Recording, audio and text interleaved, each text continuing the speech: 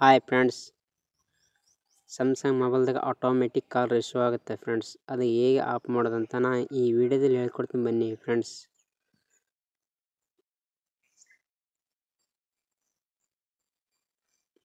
ನಾ ಹೇಳೋ ಸೆಟ್ಟಿಂಗನ್ನು ಫಾಲೋ ಮಾಡ್ಕೊಂತ ಹೋದ್ರೆ ನಿಮ್ಮಲ್ಲಿ ಮೊಬೈಲ್ದಾಗಿರೋ ಪ್ರಾಬ್ಲಮ್ ಆಫ್ ಮಾಡ್ಬೋದು ಫ್ರೆಂಡ್ಸ್.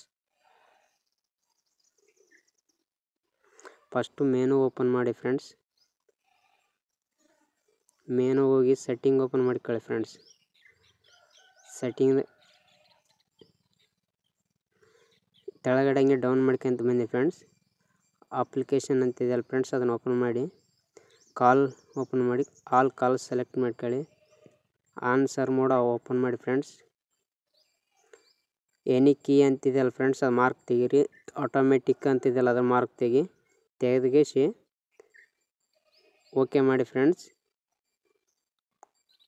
ಇವಾಗ ಮಾರ್ಕ್ ಇಲ್ಲ ನೋಡಿ ಫ್ರೆಂಡ್ಸ್, ಅದ್ರ ಮೇಲೆ ಮಾರ್ಕ್ ಐತೆ ಆಟೋಮೆಟಿಕ್ ಆನ್ ಆಗ್ತದಲ್ಲ. ಇವಾಗ ಟೈಮ್ ಕಾಲ್ ಮಾಡಿ ಚೆಕ್ ಮಾಡೋಣ ಫ್ರೆಂಡ್ಸ್.